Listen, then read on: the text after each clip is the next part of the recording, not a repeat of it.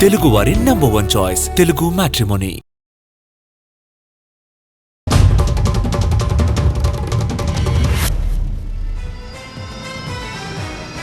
ఇవాళ మేడారం వెళ్లే మంత్రులు పొంగులేటి, సీతక్క పనుల పురోగతిపై సమీక్ష చేస్తారు. దేవాదాయ శాఖ మంత్రి కొండా సురేఖ లేకుండానే మేడారం పనులపై మంత్రి పొంగులేటి, సీతక్కలు సమీక్ష చేస్తుండడం ఇప్పుడు ఆసక్తికరంగా మారింది. అయితే విభేదాల కారణంగానే కొండా పర్యటనకు దూరంగా ఉన్నారనే ప్రచారం జరుగుతోంది. తనకు వేరే పనులుండడంతోనే మేడారం వెళ్లడం లేదంటున్నారు కొండా సురేఖ. జనసేన నేత కోట వినూత 2024 ఎన్నికల సమయంలో శ్రీకాళహస్తి నుంచి టికెట్ ఆశించారు. ఆమె రహస్యాలు తనకు ఎప్పటికప్పుడు తెలియాలని బొజ్జల సుధీర్ రెడ్డి తనతో డీల్ కుదుర్చుకున్నారని గతంలో ఆరోపించాడు డ్రైవర్ రాయుడు. వినూత దంపతులను చంపాలని సుధీర్ రెడ్డి అనుచరుడు సుజిత్ రెడ్డి గతంలో తనతో చెప్పాడన్నారు. వినూత వీడియో తీస్తూ ఉండగా దొరికిపోయానని, ఆ తర్వాత వారు రూమ్ లో బంధించారని ఆ వీడియోలో ఉంది. అప్పుడే అసలు సంగతి వినూత కుటుంబ సభ్యులకు చెప్పేశానన్నాడు రాయుడు.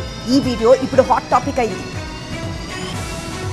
మంత్రి వివేక్ వెంకటస్వామి ఆర్యవైశ్యుల ఆగ్రహానికి గురి కాక తప్పదని తెలంగాణ ఆర్యవైశ్య కార్పొరేషన్ చైర్మన్ కాల్వ సుజాత అన్నారు. తెలంగాణ ఆర్యవైశ్య మహాసభ ప్రక్షాళన కమిటీ సమావేశం హైదరాబాద్ కర్మన్ ఘాట్లో జరిగింది. ఆర్యవైశ్య మహాసభ నేత అమరవాది లక్ష్మీనారాయణని మంత్రి వివేక్ చేరదీశాడన్నారు.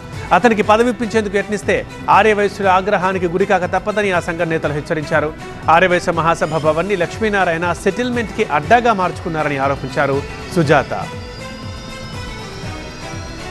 జూబ్లీహిల్స్ ఉప ఎన్నికకు ఇవాళే నోటిఫికేషన్ విడుదల కానుంది. ఈ రోజు నుంచి అక్టోబర్ 21 వరకు నామినేషన్లు స్వీకరిస్తారు. ఇక అక్టోబర్ 24 వరకు నామినేషన్ల ఉపసంహరణకు గడువు ఉండగా అక్టోబర్ 22న నామినేషన్ల పరిశీలన చేస్తారు. నవంబర్ 11న పోలింగ్ నిర్వహించి నవంబర్ 14న కౌంటింగ్ జరుపుతారు. షేక్పేట్ తహసీల్దార్ కార్యాలయంలో నామినేషన్లు స్వీకరిస్తారు రిటర్నింగ్ అధికారి. జూబ్లీహిల్స్ ఉప ఎన్నిక ప్రధాన పార్టీలకు ప్రతిష్టాత్మకంగా మారడంతో పోటీ రసవత్తరంగా మారింది. జూబ్లీహిల్స్ బీజేపీ అభ్యర్థిపై సస్పెన్స్ కంటిన్యూ అవుతోంది. అభ్యర్థి ఎంపిక మరింత ఆలస్యమయ్యే అవకాశం కనిపిస్తోంది. బీజేపీ కేంద్ర ఎన్నికల కమిటీ సమావేశంలో జూబ్లీహిల్స్ బీజేపీ అభ్యర్థి ఎంపికపై అసలు చర్చే జరగలేదు. బీహార్ అసెంబ్లీ ఎన్నికలు, అభ్యర్థుల ఎంపిక చుట్టే బీజేపీ హైకమాండ్ చర్చలు సాగాయి. 4 గంటల పాటు సుదీర్ఘంగా సాగిన బీజేపీ సీఈసీ సమావేశంలో జూబ్లీహిల్స్ బీజేపీ అభ్యర్థిపై ఎలాంటి నిర్ణయం తీసుకోలేదు. అయితే 2-3 రోజుల తర్వాత బీజేపీ అభ్యర్థిని ఖరారు చేసే అవకాశం కనిపిస్తోంది. స్థానిక ఎన్నికలు, బీసీ రిజర్వేషన్లపై ఇవాళ సుప్రీంకోర్టును ఆశ్రయించనుంది తెలంగాణ ప్రభుత్వం.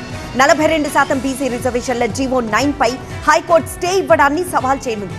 జనరల్ కేటగిరీకి 50% కోటాతో స్థానిక ఎన్నికలు నిర్వహించాల్సిందేనని తేల్చి చెప్పింది హైకోర్టు. జీవో 9 ఆధారంగా స్థానిక ఎన్నికల్లో 42% బీసీ కోటా కేటాయిస్తూ ఇచ్చిన జీవోలు 41, 42 పైన స్టే ఇచ్చింది హైకోర్టు. వీటన్నింటిపై ఇవాళ సుప్రీంలో స్పెషల్ లీవ్ పిటిషన్ దాఖలు చేయనుంది ప్రభుత్వం. ములకల చెరువు కల్తీ మద్యం కేసులో మరొక ట్విస్ట్. ఈ కేసులో అరెస్ట్ అయిన A1 Janardhan Rao cell phone కనపట్టం లేదు. సౌత్ ఆఫ్రికా నుంచి వచ్చే క్రమంలో ముంబైలో cell phone miss అయిందంటున్నాడు Janardhan Rao. కీలక ఆధారాలు లభ్యమవుతాయని అతడే దాచేశాడా, ఎవరికైనా ఇచ్చాడా అన్న అనుమానం వ్యక్తం చేస్తున్నారు పోలీసులు. అదే నెంబర్తో మరో సిమ్ ద్వారా డేటా సేకరించే పనిలో పడ్డారు. కల్తీ మద్యంపై వైసీపీ పోరుబాటు పట్టింది. రాష్ట్ర వ్యాప్తంగా ధర్నాలు, ఆందోళనలు చేస్తున్నారు ఆ పార్టీ నేతలు. విజయవాడలోని ఎక్సైజ్ ప్రధాన కార్యాలయాన్ని ముట్టడించనున్నారు. రాష్ట్ర వ్యాప్తంగా ఎక్సైజ్ కార్యాలయాల ముందు ఆందోళనలు చేస్తున్నారు. కల్తీ లిక్కర్ కేసును సీబీఐకి ఇవ్వాలని డిమాండ్ చేస్తోంది వైసీపీ. నకిలీ మద్యాన్ని కట్టడి చేయడంతో పాటు బెల్ట్ షాపులను పూర్తిగా నియంత్రించే వరకు పోరాటం చేస్తామంటోంది ఆ పార్టీ. లిక్కర్ స్కామ్లో ఇవాల్టితో నిందితుల రిమాండ్ ముగుస్తోంది. నిందితుల్ని ఏసీబీ కోర్టులో హాజరుపరచనున్నారు సిట్ అధికారులు. లిక్కర్ స్కామ్ కేసులో ఇప్పటికే 5గురికి బెయిల్ మంజూరు చేసింది కోర్టు. రాజ్ కేసిరెడ్డి, సజ్జల శ్రీధర్ రెడ్డి, చాణక్య, భాస్కర్ రెడ్డి, వెంకటేష్ నాయుడు, బాలాజీ, నవీన్లను ఏసీబీ కోర్టులో హాజరుపరచనున్నారు అధికారులు. ఇక నిందితుల బెయిల్ పిటిషన్లను విచారించనుంది కోర్టు. అమరావతిలో సిఆర్డీఏ కార్యాలయాన్ని ప్రారంభించారు సీఎం చంద్రబాబు. ఇక నుంచి అమరావతి రాజధానిలోనే తమ కార్యకలాపాలను నిర్వహించనుంది సిఆర్డీఏ. మరి కాసేపట్లో ఢిల్లీ పర్యటనకు వెళ్లనున్నారు సీఎం. విశాఖలో డేటా సెంటర్ ఏర్పాటుపై గూగుల్ అనుబంధ సంస్థ రైడెన్తో ఒప్పందం చేసుకోనుంది ఏపీ ప్రభుత్వం. విశాఖ డాగ్ యార్డ్లో కలకలం రేగింది. నేవీ ఫోటోలను సోషల్ మీడియాలో పెడుతున్న వ్యక్తి రవిని అదుపులోకి తీసుకున్నారు పోలీసులు. నేవీ ఇంటెలిజెన్స్ నిఘా ముందుగానే గుర్తించి అతనిపై మల్కాపురం పోలీసులకు ఫిర్యాదు చేసింది. అచ్యుతాపురానికి చెందిన Ravi dockyard ship building సెంటర్లో ఒక కాంట్రాక్టర్ దగ్గర పనిచేస్తున్నాడు. యుద్ధ నౌకలు, సబ్మరైన్ల ఫోటోలు వెబ్సైట్లకు షేర్ చేస్తున్నట్లుగా గుర్తించి విచారిస్తున్నారు. సంగారెడ్డి జిల్లా గడ్డపోతారంలోని ఒక ఫంక్షన్ హాల్ పక్కన నార్కోటిక్ అధికారులు తనిఖీలు చేశారు. ఓ పరిశ్రమకు చెందిన రసాయన వ్యర్థాలకు సంబంధించిన డ్రమ్ములను అక్కడ నిల్వ ఉంచారు. ఆ పరిసరాలకు ఎవ్వరిని అనుమతించలేదు అధికారులు. డ్రమ్ముల విషయాన్ని ఎందుకు రహస్యంగా ఉంచారంటున్నారు స్థానికులు. ఉపరితల ఆవర్తనంతో తెలంగాణలోని 14 జిల్లాలకు వర్ష సూచన చేసింది వాతావరణ శాఖ. పెద్దపల్లి, భూపాలపల్లి, ములుగు, భద్రాద్రి, ఖమ్మం, నల్గొండ, సూర్యాపేట, మహబూబాబాద్ జిల్లాల్లో భారీ వర్షాలు కురిసే అవకాశం ఉంది. ఇక వరంగల్, హనుమకొండ, జనగాం, నాగర్ కర్నూలు, వనపర్తి, గద్వాల జిల్లాల్లో మోస్తరు వానలు పడబోతున్నాయి. ఏపీలో 3 రోజుల పాటు వర్షాలు కురుస్తాయని వాతావరణ శాఖ తెలిపింది. ఉత్తర కోస్తా, దక్షిణ కోస్తా, రాయలసీమ జిల్లాలతో పాటు యానాంలో తేలికపాటి నుంచి మోస్తరు వర్షాలు కురిసే అవకాశం ఉంది. కొన్ని చోట్ల ఉరుములతో కూడిన జల్లులు కురిసే అవకాశం ఉన్నట్లు తెలిపింది. వరంగల్ ఉమ్మడి జిల్లాలో పలు ప్రాంతాల్లో భారీ వర్షం పడుతోంది.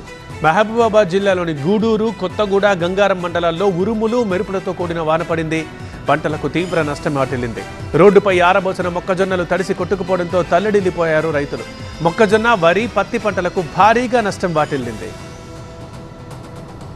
యాదాద్రి జిల్లా వలికొండలో భారీ వర్షం కురుస్తోంది. వర్షానికి ఇళ్లలోకి చేరింది వరద. మార్కెట్ యార్డ్లో వర్షానికి కొట్టుకుపోయింది వరి ధాన్యం. మోత్కూరు వ్యవసాయ మార్కెట్లో తడిసి ముద్దైంది ధాన్యం. వరద నీటిలో ధాన్యం కొట్టుకుపోవడంతో ఆందోళన చెందుతున్నారు రైతులు. రంగారెడ్డి జిల్లాలో కూడా వర్షం పడుతోంది. ఇబ్రహీంపట్నం, మాదిభట్ల, తుర్కయాంజాల మున్సిపాలిటీతో పాటు మంచాల, యాచారం మండలాల్లో చిరుజల్లులు పలకరిస్తున్నాయి. ఒక్కసారిగా వాతావరణం మారిపోయి జల్లులు పడడంతో గొడుగులతో బయటకు వస్తున్నారు ప్రజలు. తుంగభద్రకు వరద ప్రవాహం కొనసాగుతోంది. డ్యామ్ కు ఇన్ఫ్లో 15,000 క్యూసెక్లు వస్తుండగా అవుట్ఫ్లో 13,000 క్యూసెక్లుగా ఉంది.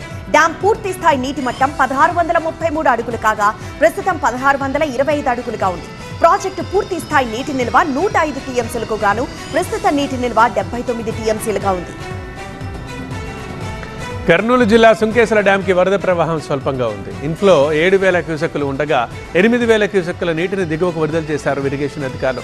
రిజర్వాయర్ పూర్తి స్థాయి నీటి నిల్వ 1.2 టీఎంసీలు ఉండగా ప్రస్తుత నీటి నిల్వ 1.1 టీఎంసీలుగా ఉంది. కేజీ కెనాల్కి 2,000 క్యూసెక్కుల నీటిని విడుదల చేస్తున్నారు. జూరాలకు వరద ఉధృతి పెరిగింది. డ్యామ్ కు 53,000 క్యూసెక్ల ప్రవాహం కొనసాగుతోంది. అవుట్ఫ్లో 54,000 క్యూసెక్లుగా ఉంది. పూర్తి స్థాయి నీటి మట్టం 318 మీటర్లు కాగా ప్రస్తుతం 317 మీటర్లకు నీరు చేరింది. పూర్తి స్థాయి నీటి నిల్వ 9 టీఎంసీలకు గాను అంతే మొత్తంలో నీరు చేరింది. ఎగువ, దిగువ జూరాల జల విద్యుత్ కేంద్రాల్లో విద్యుత్ ఉత్పత్తి కొనసాగుతోంది. శ్రీశైలం జలాశయానికి వరద నీరు కొనసాగుతోంది. జూరాల, సుంకేశ్వర నుంచి మొత్తం 60,000 క్యూసెక్కుల నీరు వస్తోంది. దీంతో 65,000 క్యూసెక్కుల నీటిని దిగువకు వదులుతున్నారు. డ్యాం పూర్తి స్థాయి నీటి మట్టం 885 అడుగులు కాగా ప్రస్తుతం 884 అడుగులకు చేరింది నీరు. పూర్తి స్థాయి నీటి నిల్వ 215 టీఎంసీలకు గాను ప్రస్తుతం 212 టీఎంసీల నీరు నిల్వ ఉంది. నాగార్జున సాగర్ ప్రాజెక్టుకి వరద పెరిగింది. డ్యామ్ కు ఇన్ఫ్లో 89,000 క్యూసెక్కులుండగా 99,000 క్యూసెక్కుల నీటిని దిగువకు విడుదల చేస్తున్నారు. సాగర్ పూర్తి స్థాయి నీటి మట్టం 590 అడుగులు కాగా ప్రస్తుతం 589 అడుగులకు నీరు చేరింది. పూర్తి స్థాయి నీటి నిల్వ సామర్థ్యం 312 టీఎంసీలు కాగా ప్రస్తుతం 311 టీఎంసీల నీరు నిలువుంది. కుడి, ఎడమ జల విద్యుత్ కేంద్రాల్లో విద్యుత్ ఉత్పత్తి కొనసాగుతోంది. ఎగువన కురుస్తున్న భారీ వానలకు భద్రాద్రి కొత్తగూడెం జిల్లా పాల్వంచ కిన్నెరసాని ప్రాజెక్టుకి భారీగా వరద నీరు వస్తోంది. డ్యాం పూర్తి స్థాయి సామర్థ్యం 407 అడుగులుండగా ప్రస్తుతం 406 అడుగులకు చేరింది నీటి మట్టం. ఇన్ఫ్లో 9,000 క్యూసెక్కులు ఉండగా అవుట్ఫ్లో 10,000 క్యూసెక్కులు ఉంది. కిన్నెరసాని పరివాహక ప్రాంత ప్రజలు అప్రమత్తంగా ఉండాలని అధికారులు సూచిస్తున్నారు. అల్లూరి జిల్లా రంపచోడవరం మండలం కొత్తపాకల దగ్గర చాపరాయి వాగులో 2 యువకులు గల్లంతయ్యారు.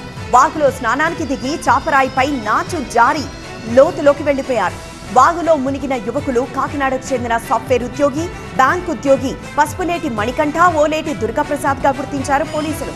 వారి కోసం గాలింపు చర్యలు చేపట్టారు రంపచోడవరం పోలీసులు.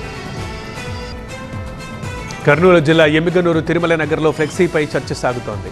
నాయకులు, అధికారులు మా మొర ఆలకించండి అంటూ ఫ్లెక్సీలేశారు స్థానికులు. ఎన్నో ఏళ్లుగా తిరుమల నగర్లో రోడ్లు, డ్రైనేజీ, తాగునీటి వసతులు లేవంటూ నిరసన తెలుపుతున్నారు. ప్రతి సంవత్సరం పన్నులు చెల్లిస్తున్నా మా వార్డులో అభివృద్ధి శూన్యమని అంటున్నారు. ఇవాళ ఎమ్మెల్యే జయనాగేశ్వర్ రెడ్డి వార్డు పర్యటన ఉండడంతో ఈ ఫ్లెక్సీల్ని ఏర్పాటు చేశారు. తిరుపతి ఎస్వి వేదిక్ యూనివర్సిటీలో చిరుత సంచరించింది. రాత్రి వర్సిటీ హాస్టల్ దగ్గర చిరుతను గుర్తించిన విద్యార్థులు సెక్యూరిటీ సిబ్బందికి సమాచారం ఇచ్చారు. చిరుతల సంచారంతో భయపడిపోతున్నారు విద్యార్థులు, సిబ్బంది. హయత్నగర్ పరిధి పెద్దంబర్పేటలో దొంగలు బీభత్సం చేశారు. సదాశివ గ్రేటర్ కమ్యూనిటీలో వరుసగా 2 ఇళ్లలో చోరీ చేశారు.